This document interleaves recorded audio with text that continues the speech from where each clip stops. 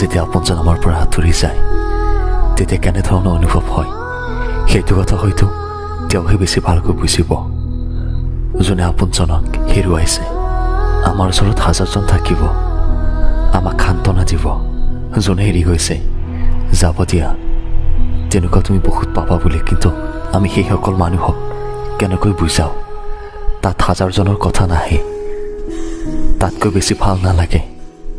মনটোৱে যাক বিচাৰে তেওঁকে যে লাগে, তেওঁৰ লগতে সুখী।